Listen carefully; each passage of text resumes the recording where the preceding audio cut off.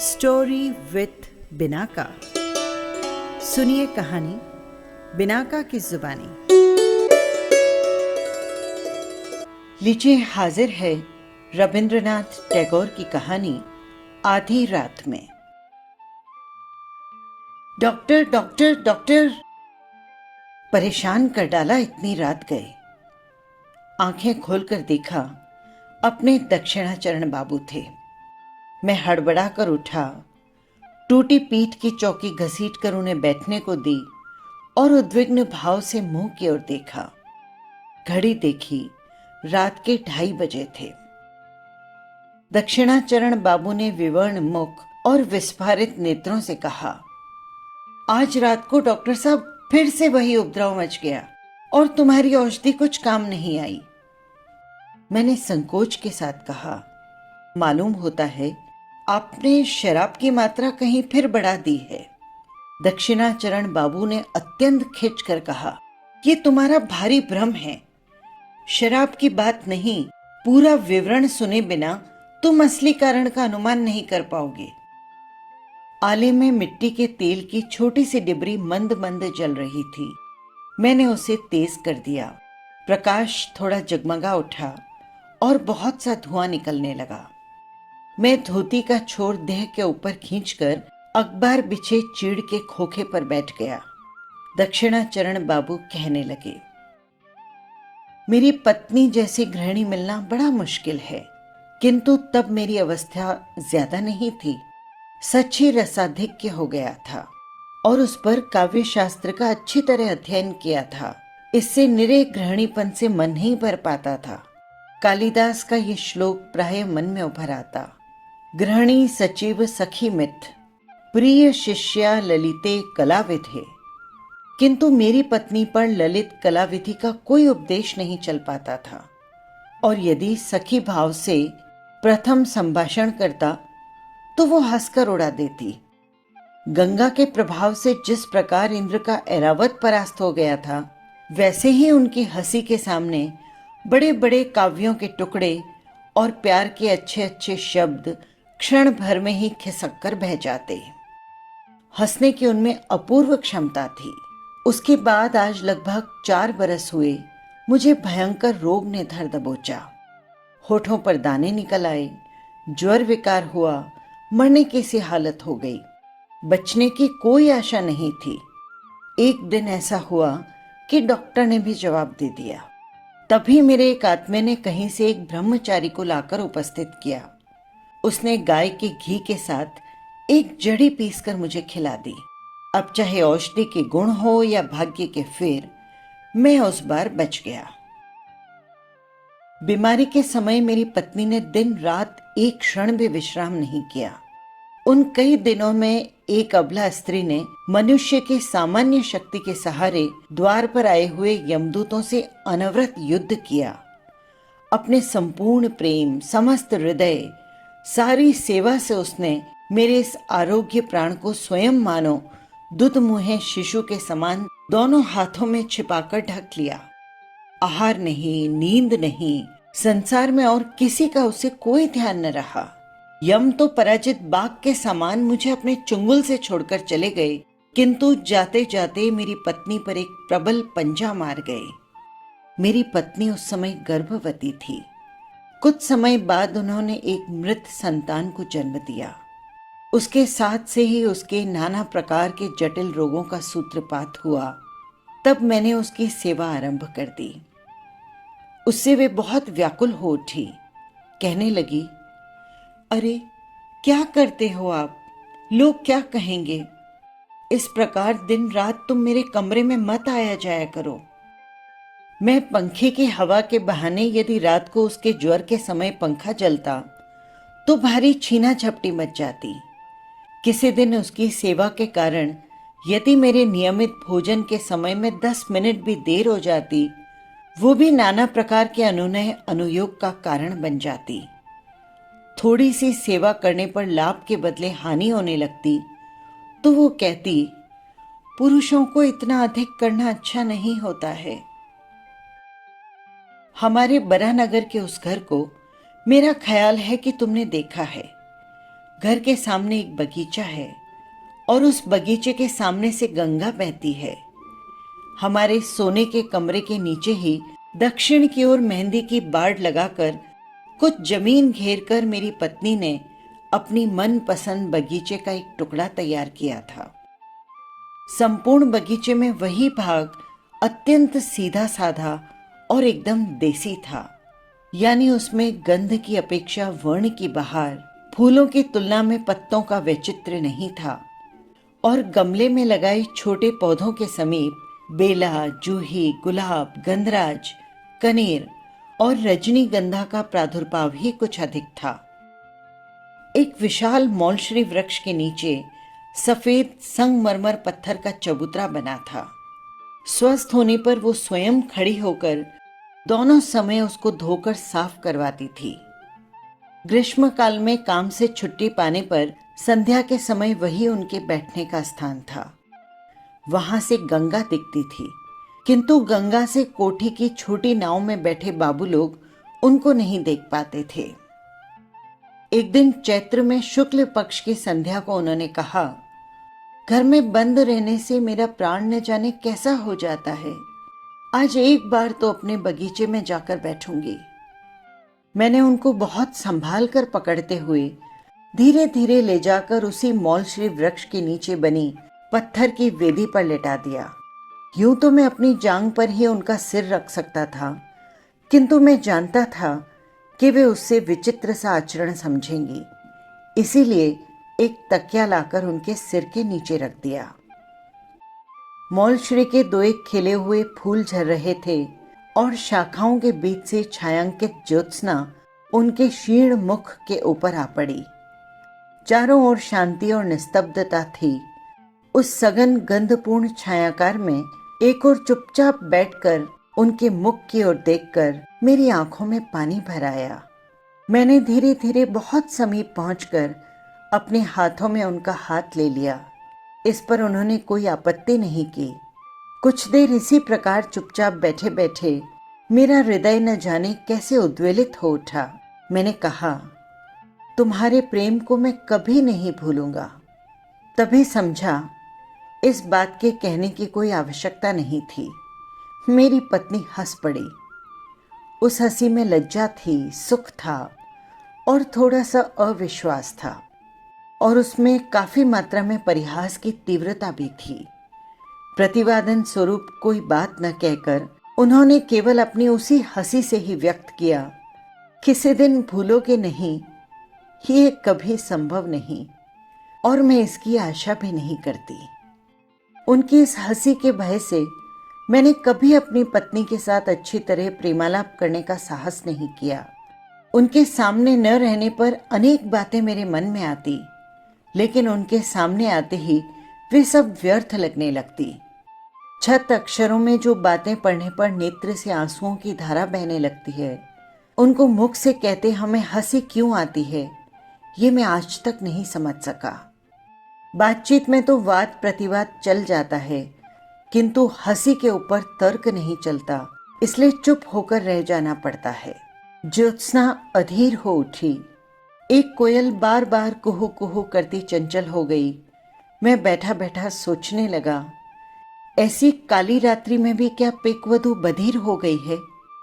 बहुत इलाज के बाद भी मेरी पत्नी का रोग शांत होने के कोई लक्षण न दिखे। डॉक्टर ने कहा, एक बार जलवायु परिवर्तन करके देखना होगा। मैं अपनी पत्नी को लेकर इलाहाबाद चला गया। इतना कहकर दक्षिणा बाबू सहसा चौंक कर चुप हो गए। संदेहपूर्ण भाव से मेरे मुख की ओर देखा, उसके बाद दोनों हाथों से सिर थामकर सोचने लगे। मैं भी चुप बैठा रहा। ताक में केरोसिन की टिमरी टिमटिमा कर जलने लगी और निस्तब्ध कमरे में मच्छरों की भिन भिनाहट साफ रूप से सुनाई दे रही थी। एकदम से मौन तोड़कर दक्षिणा बाबू ने कहना शुरू किया। वहां डॉक्टर मेरी पत्नी की चिकित्सा करने लगे। अंत में बहुत दिन तक स्थिति में कोई अंतर न देखते हुए डॉक्टर ने भी कह दिया, मैं भी समझ गया और मेरी पत्नी भी समझ गई कि उनका रोग अच्छा होने वाला नहीं उनको सदा रोगी रहकर ही जीवन काटना पड़ेगा। तब एक दिन मेरी पत्नी ने मुझसे कहा, जब न तो व्याधि ही दूर होती है और न मरने की ही कोई आशा है, तब और कितने दिन इस जीवन व्रत के लिए काटोगे? तुम दूसरा विवाह कर लो। ये मानो एक युक्तिपूर्ण और समझदारी की बात थी। इसमें कोई भारी महत्व, वीरत्व या कुछ असामान्य था, ऐसा लेश मात्र भी उनका भाव नहीं था। अब मेरे हंसने की बारी थी, किंतु मुझ में क्या उस प्रकार हंसने की क्षमता है? मैं उपन्यास के प्रधान नायक के समान गंभीर और सगर्व भाव से कहने लगा, जितने दिन इस शरीर में प्राण हैं। वे टोक कर बोली, बस बस, और अधिक मत बात करो। तुम्हारी बातें सुनकर तो मैं दंग रह जाती हूं। पराजय को स्वीकार न करते हुए मैं बोला, इस जीवन में और किसी से मैं प्रेम नहीं कर सकूंगा। सुनकर मेरी पत्नी जोर से हंस पड़ी और तब मुझे परास्त होना पड़ा। मैं नहीं जानता कि उस समय कभी अपने आप से भी स्पष्ट स्वीकार किया था या नहीं, किंतु इस समय मैं समझ रहा हूं कि उस आरोग्य आशाहीन सेवा कार्य से मैं मन ही मन थक गया था। उस काम में चूक करूंगा ऐसी कल्पना भी मेरे मन में नहीं थी। अतः पूरे जीवन इस चिर रुग्ण को लेकर बिताना होगा, ये कल्पना भी मुझे पीड़ाजनक प्रतीत हुई। यौवन की प्रथम बेला में जब सामने देखा तो प्रेम की कुहुक में, सुख के आश्वासन में, सौंदर्य की मरीचिका में मुझे अपना समस्त भावी जीवन खिलता हुआ दिखाई दिया। लेकिन आज से लेकर अंत तक केवल आशाहीन, सुदीर्घ और प्यासी मरुभूमि। मेरी सेवा में वो आंतरिक थकान उन्होंने अवश्य देख ली थी। उस समय मैं नहीं जानता था, किंतु अब जरा भी संदेह नहीं कि वे मुझे संयुक्ताक्षरहीन शिशु शिक्षा के प्रथम भाग के समान ही बहुत आसानी से समझ लेती हैं। इसीलिए जब उपन्यास का नायक बनकर मैं गंभीर मुद्रा में उनके पास कवित्व प्रदर्शित करने जाता तो वे बड़े अकृत्रिम स्नेह किंतु अनिवार्य कौतुक के साथ हंस उठती। मेरे अपने अगोचर अंतर की सब बातों को भी वे अंतर्यामी के समान जान जाती थी। इस बात को सोचकर आज भी लज्जा से मर जाने की इच्छा होती है। डॉक्टर हारान हमारे स्वजातीय थे। उनके घर प्रायः मेरा निमंत्रण रहता। कुछ दिनों के आने जाने के बाद डॉक्टर ने अपनी कन्या के साथ मेरा परिचय करवा दिया। कन्या अविवाहित थी, उसकी उम्र 15 वर्ष रही होगी। डॉक्टर ने कहा कि उनको मन के अनुकूल पात्र नहीं मिला, इसीलिए उन्होंने उसका विवाह नहीं किया। किंतु बाहर के लोगों से अफवाह सुनता हूं, कन्या के कुल में दोष है, किंतु और कोई दोष नहीं था। जैसी सुंदर थी वैसी ही सुशिक्षिता थी। इस कारण कभी कभार एकाध दिन उनके साथ नाना विषयों पर आलोचना करते करते मुझे घर लौटने में रात हो जाती। पत्नी को औषधि देने का समय निकल जाता। वे जानती थी कि मैं डॉक्टर के घर गया हूं, किंतु उन्होंने एक भी दिन विलंब के कारण के विषय में मुझे कोई प्रश्न नहीं किया। मरुभूमि में फिर एक बार मरीचिका दिखाई देने लगी। तृष्णा जब गले तक आ गई थी, तभी आंखों के सामने लबालब स्वच्छ जल कल छल छल करने लगा। इस स्थिति में मन को प्राण प्रण से रोकने पर भी वो मुड़ नहीं सका। रोगी का कमरा मुझे पहले से दुगना निरानंद लगने लगा। तब सेवा करने और औषधि खिलाने का नियम प्रायः भंग होने लगा। डॉक्टर हारान बीच बीच में प्रायः मुझसे कहते रहते, जिनका रोग अच्छा होने की कोई संभावना नहीं, उनको मरना ही भला है, क्योंकि जीवित रहने से उनको स्वयं सुख नहीं मिलता और दूसरों को भी दुख होता है। साधारण रूप से ऐसी बात कहने में कोई दोष नहीं, तथापि मेरी पत्नी को लक्ष्य करके इस प्रकार के प्रसंग का उठाना उनके लिए उचित न था। किंतु मनुष्य के जीवन मरण के विषय में डॉक्टरों के मन ऐसे अनुभूति शून्य होते हैं, वे ठीक प्रकार से हमारे मन की हालत नहीं समझ सकते। सहसा एक दिन बगल के कमरे से सुना, मेरी पत्नी हारान बाबू से कह रही थी, डॉक्टर, फिजूल में इतनी औषधियां खिला खिला कर औषधालय का कर्ज क्यों बढ़ा रहे हो? जब मेरी जान ही एक लाइलाज बीमारी है तो कोई ऐसी दवा दो कि ये जान ही निकल जाए और जान छूटे। डॉक्टर ने कहा, छी, ऐसी बातें नहीं करें। ये सुनकर मेरे हृदय को एक बार की बड़ा आघात पहुंचा। डॉक्टर के चले जाने पर मैं अपनी पत्नी के कमरे में जाकर उसकी चारपाई के सिरहाने बैठ गया। उसके माथे पर धीरे धीरे से हाथ फेरने लगा। वो बोली, ये कमरा बहुत गर्म है, तुम बाहर चले जाओ। तुम्हारे टहलने का समय हो गया है। थोड़ा टहले बिना रात को तुम्हें भूख जो नहीं लगती। टहलने जाने का अर्थ था डॉक्टर के घर जाना। मैंने उनको समझाया था कि भूख लगने के लिए थोड़ा टहल लेना विशेष आवश्यक है। आज मैं निश्चय पूर्वक कह सकता हूं कि वे प्रतिदिन मेरी इस छलना को समझती थी। मैं ही निर्बोध था जो सोचता था कि वो निर्बोध है। ये कहकर दक्षिणाचरण बाबू हथेली पर सिर टिकाए बहुत देर तक मौन बैठे रहे। अंत में बोले, मुझे एक गिलास पानी ला दो। पानी पीकर वे फिर से कहने लगे, एक दिन डॉक्टर बाबू की पुत्री मनोरमा ने मेरी पत्नी को देखने के लिए आने की इच्छा प्रकट की।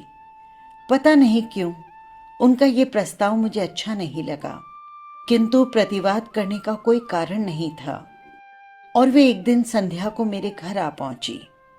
उस दिन मेरी पत्नी की पीड़ा अन्य दिनों की अपेक्षा कुछ बढ़ी हुई थी। जिस दिन उनका कष्ट बढ़ता था उस दिन वे अत्यंत स्थिर और चुपचाप रहती। केवल बीच बीच में मुट्ठियां बंध जाती और मुंह नीला हो जाता। इसी से उनकी पीड़ा का अनुमान होता था। कमरे में कोई आहट नहीं थी। मैं बिस्तर के किनारे चुपचाप बैठा था। उस दिन टहलने जाने का मुझसे अनुरोध करे इतनी सामर्थ्य उनमें नहीं थी। या हो सकता है मन ही मन उनकी ये इच्छा रही हो कि अत्यधिक कष्ट के समय में उनके पास रहूं। चौंध न लगे इससे केरोसिन की बत्ती दरवाजे के पास थी। कमरा अंधेरा और निस्तब्ध था। केवल कभी कभी पीड़ा के समय कुछ शांत होने पर मेरी पत्नी का दीर्घ निश्वास सुनाई पड़ता था। इस समय मनोरमा कमरे के दरवाजे पर आ खड़ी हुई। उल्टी ओर से बत्ती का प्रकाश उसके मुख पर पड़ा। प्रकाश से चौंधिया जाने के मारे कमरे में कुछ भी न देख पाने के कारण वे कुछ क्षण तक दरवाजे के पास खड़ी इधर उधर देखने लगी। मेरी पत्नी ने चौंक कर मेरा हाथ पकड़कर पूछा, वो कौन है? अपनी उस दुर्बल अवस्था में सहसा किसी अपरिचित को देखकर उन्होंने डरकर मुझसे 2-3 बार अस्पष्ट स्वर में प्रश्न किया, कौन है? वो कौन है जी? न जाने कैसी मेरी दुर्बुद्धि हुई कि मैंने पहले तो कह दिया कि मैं नहीं जानता। कहते ही मानो किसी ने मुझे चाबुक मारा। दूसरे ही क्षण में बोला, ओह, ये तो अपने डॉक्टर बाबू की बेटी है। पत्नी ने एक बार मेरे मुख की ओर देखा। मैं उनके मुख की ओर नहीं देख सका। दूसरे ही क्षण उन्होंने क्षीण स्वर में आगंतुक से कहा, आप आइए, और मुझसे बोली, उजाला कर दो। मनोरमा कमरे में आकर बैठ गई। उनके साथ मरीज की थोड़ी बातचीत चलने लगी। इसी समय डॉक्टर बाबू भी उपस्थित हुए। वे अपने औषधालय से 2 शीशी औषधि की लेकर आए थे। उन शीशियों को बाहर निकालते हुए वे मेरी पत्नी से बोले, ये देखिए, ये नीली शीशी मालिश करने के लिए है और ये दूसरी वाली शीशी खाने के लिए है। देखिए, दोनों को मिलाइएगा नहीं, ये औषधि भयंकर विष है। मुझे भी एक बार सावधान करते हुए दोनों दवाइयों को चारपाई के पास उन्होंने मेज पर रख दिया। विदा होते समय डॉक्टर ने अपनी बेटी को बुलाया। तब मनोरमा ने कहा, पिताजी, क्या मैं यहाँ रह जाऊं? साथ में कोई महिला नहीं है, इनकी सेवा कौन करेगा? मेरी पत्नी व्याकुल हो उठी। वो बोली, नहीं नहीं, आप कष्ट न कीजिए, पुरानी नौकरानी है यहाँ, वो माँ की भांति मेरी सेवा करती है। डॉक्टर साहब हंसते हुए बोले, ये लक्ष्मी स्वरूपा है, चिरकाल से दूसरों की सेवा करती आ रही है। दूसरे इसकी सेवा करें ये सहन नहीं कर सकती। बेटी को लेकर जाने की तैयारी कर ही रहे थे कि उसी समय मेरी पत्नी बोली, डॉक्टर बाबू, ये इस बंद कमरे में बहुत समय से बैठे हैं, थोड़ी देर इनको भी बाहर घुमा लाइए। डॉक्टर बाबू ने मुझसे कहा, चलिए ना, आपको नदी के किनारे थोड़ा घुमा लाएं। मैं तनिक आपत्ति प्रकट करने के बाद शीघ्र ही राजी हो गया। डॉक्टर बाबू ने चलते समय दवाइयों की दोनों शीशियों के संबंध में फिर से मेरी पत्नी को सावधान कर दिया। उस दिन मैंने डॉक्टर के घर ही भोजन किया। लौटने में रात हो गई। आकर देखा मेरी पत्नी छटपटा रही थी। मैंने पश्चाताप से पीड़ित होकर पूछा, क्या तुम्हारी तकलीफ बहुत बढ़ गई है? वे उत्तर न दे सकी, चुपचाप मेरे मुख की ओर देखने लगी। उस समय उनका गला रुंध गया था। मैं तुरंत रात में ही डॉक्टर को बुला लाया। डॉक्टर आकर पहले तो बहुत देर तक कुछ समझ नहीं सके। अंत में उन्होंने पूछा, क्या तकलीफ बढ़ गई है आपकी? एक बार दवा की मालिश करके क्यों न देखा जाए? कहते हुए उन्होंने टेबल से शीशी उठाकर देखी, वो खाली थी। मेरी पत्नी से उन्होंने पूछा, क्या आपने गलती से ये दवाई तो नहीं खा ली? मेरी पत्नी ने गर्दन हिलाकर चुपचाप बताया, हाँ। डॉक्टर तुरंत अपने घर से पंप लाने के लिए गाड़ी में दौड़े। मैं अर्धमूर्छित सा पत्नी के बिस्तर पर पड़ गया। उस समय जिस प्रकार माता पीड़ित शिशु को सांत्वना देती है, उसी प्रकार उन्होंने मेरे सिर को अपने वक्ष स्थल के पास खींचकर दोनों हाथों के स्पर्श से मुझे अपने मन की बात समझाने की चेष्टा की। केवल अपने उस करुण स्पर्श के द्वारा ही वे मुझे बार बार कहने लगी, दुखी मत होना, अच्छा ही हुआ, तुम सुखी रहोगे। यही सोचकर मैं सुख से मर रही हूँ। जब डॉक्टर लौटे तो जीवन के साथ साथ मेरी पत्नी की यंत्रणाओं का भी अवसान हो गया था। दक्षिणाचरण फिर से एक बार पानी पीकर बोले, ओह, बड़ी गर्मी है। ये कहते हुए वो तेजी से बाहर बरामदे में 2-4 बार टहले और फिर वापस आकर बैठ गए। अच्छी तरह स्पष्ट हो गया, वे कहना नहीं चाहते थे, किंतु मानो मैंने जादू से उनसे बात निकलवा ली हो। फिर उन्होंने कहना आरंभ किया, मनोरमा से विवाह करके मैं घर लौट आया। मनोरमा ने अपने पिता की सम्मति के अनुसार मुझसे विवाह किया, किंतु जब मैं उससे प्रेम की बात करता, प्रेमालाप करके उसके हृदय पर अधिकार करने की चेष्टा करता, तो वो हंसती नहीं, गंभीर बनी रहती। उसके मन में कहाँ किस जगह क्या खटका लग गया था, मैं कैसे समझता। इन्हीं दिनों मेरी शराब पीने की लत बहुत बढ़ गई। एक दिन शरद के आरंभ में मैं संध्या को मनोरमा के साथ अपने बरा नगर के बाग में टहल रहा था। घोर अंधकार हो आया था। घोंसले में पक्षियों की पंख फड़फड़ाने तक की आहट नहीं थी। केवल घूमने के रास्ते के दोनों किनारे पर घनी छाया से ढके झाऊ के पेड़ हवा में सरसर करते कांप रहे थे। थकान अनुभव करती हुई मनोरमा उसी मौलश्री वृक्ष के नीचे शुभ्र पत्थर की वेदी पर आकर अपने हाथों के ऊपर सिर रखकर लेट गई और मैं उसके पास जाकर बैठ गया।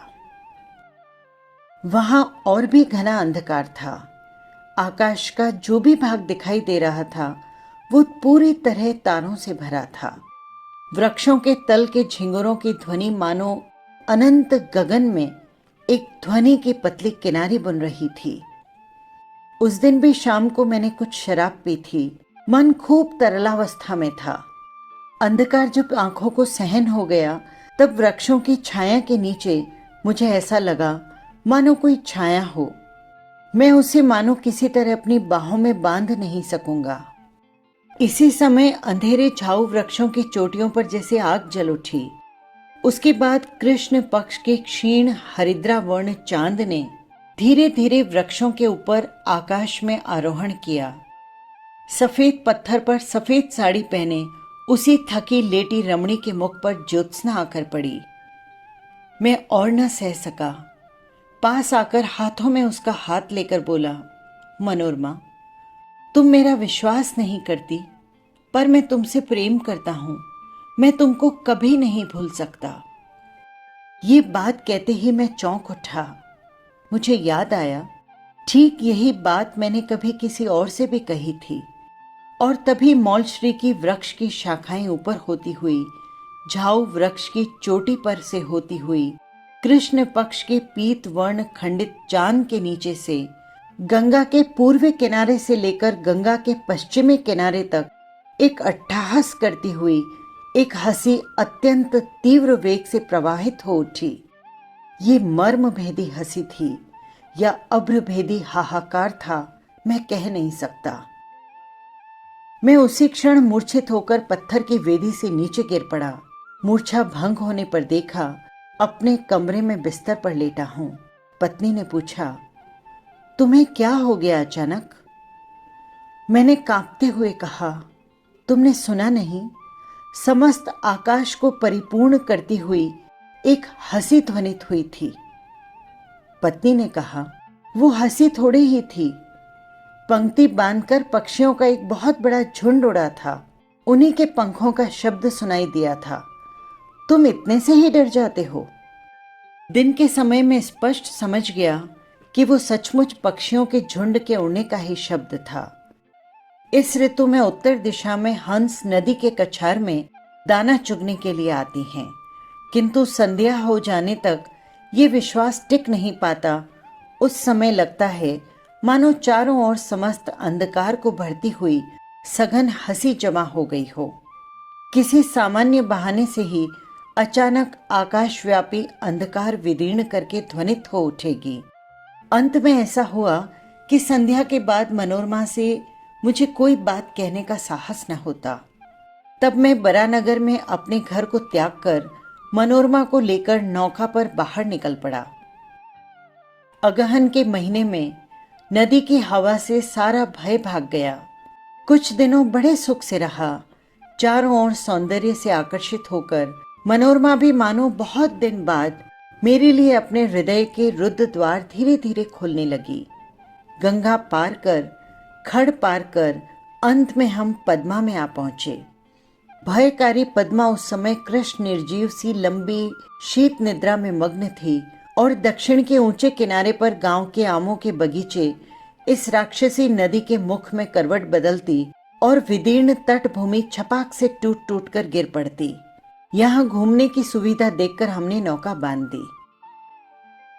एक दिन घूमते घूमते हम दोनों बहुत दूर चले गए। सूर्यास्त की स्वर्ण छाया विलीन होते ही शुक्ल पक्ष का निर्मल चंद्रालोक देखते ही देखते खिल उठा। एक लाल शॉल मनोरमा के सिर से उतरता हुआ उसके मुख को वेष्टित करते हुए उसके शरीर को ढके हुए था।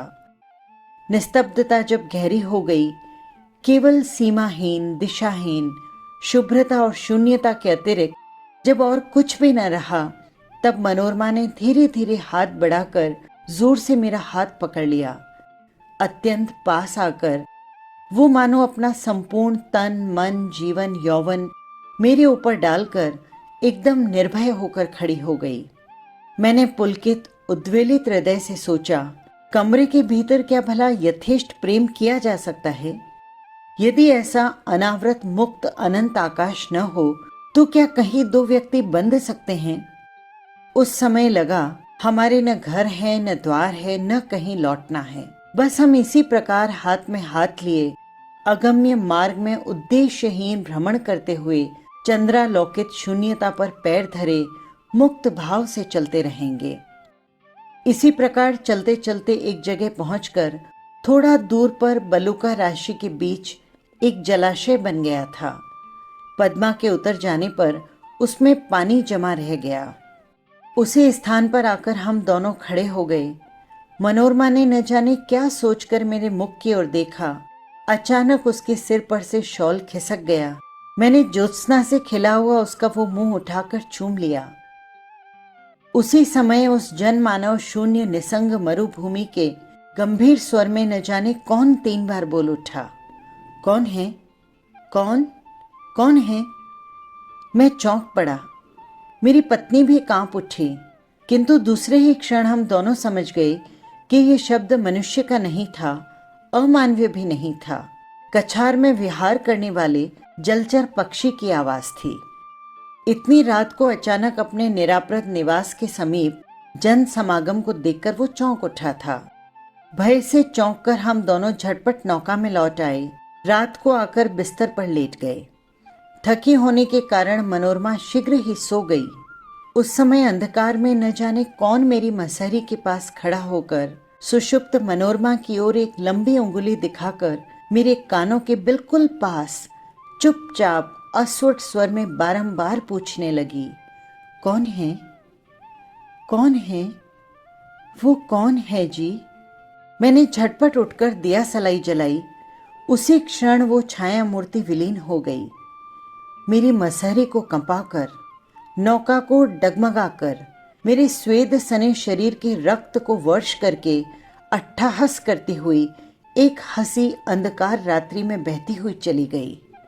पद्मा को पार कर, पद्मा के कछार को पार कर, उसके तटवर्ती समुद्र सुप्त देश, ग्राम, नगर को पार कर, मानो वो चिरकाल से देश देशांतर, लोक लोकांतर को पार करती क्रमशः क्षीण क्षीणितर क्षीणतम होकर सुदूर की ओर चली जा रही थी। धीरे धीरे वो मानो जन्म मृत्यु के देश के पीछे गई, क्रमशः मानो सुई के अग्रभाग के समान क्षीणतम हो आई। मैंने इतना क्षीण स्वर पहले कभी नहीं सुना, कल्पना भी नहीं की। मानो मेरे दिमाग में अनंत आकाश हो, वो शब्द कितनी ही दूर क्यों न जा रहा हो, किसी भी प्रकार मेरे मस्तिष्क की सीमा को छोड़ नहीं पा रहा हो। अंत में जब नितांत असह्य हो गया, तब सोचा बत्ती बुझाए बिना सो नहीं पाऊंगा। जैसे ही रोशनी बुझाकर लेटा, वैसे ही मेरी मसहरी के पास, मेरे कानों के समीप अंधेरे में वो अवरुद्ध स्वर फिर से बोल उठा, कौन है? कौन है? वो कौन है जी? मेरे हृदय का रक्त भी उसी पर ताल देता हुआ क्रमशः ध्वनित होने लगा, कौन है? कौन है? वो कौन है जी? वो कौन है जी? उसी गहरी रात में निस्तब्ध नौका में मेरी गोलाकार घड़ी भी सजीव होकर अपने घंटे के सुई को मनोरमा की ओर घुमाकर शेल्फ के ऊपर के ताल मिलाकर बोलने लगी, कौन है? वो कौन है जी? कौन है जी वो? कहते कहते दक्षिणाचरण बाबू का रंग फीका पड़ गया, उनका गला रुंध गया। मैंने उनको सहारा देते हुए कहा, थोड़ा पानी पी लीजिए। इसी समय सहसा मेरी केरोसिन की बत्ती लुप लुप करती हुई बुझ गई। अचानक देखा बाहर प्रकाश हो गया है। कौआ बोल उठा, दहिंगल पक्षी सिसकारी भरने लगा। मेरे घर के सामने वाले रास्ते पर भैंस गाड़ी का चरचर चरमर शब्द होने लगा। दक्षिणा बाबू के मुख की मुद्रा बिल्कुल बदल गई। अब भय का कोई चिन्ह न रहा। रात्रि की कुहुक में, काल्पनिक शंका की मत्तता में मुझसे जो इतनी बातें उन्होंने कह डाली, उसके लिए वे अत्यंत लज्जित और मेरे ऊपर मन ही मन क्रोधित हो उठे। शिष्टाचार प्रदर्शन शब्द के बिना ही वे अकस्मात उठकर द्रुत गति से चले गए। उसी आधी रात में फिर मेरे दरवाजे पर खटखटाहट हुई, डॉक्टर, डॉक्टर। बस यही थी कहानी। फिर मिलेंगे किसी नई कहानी के साथ। नमस्कार।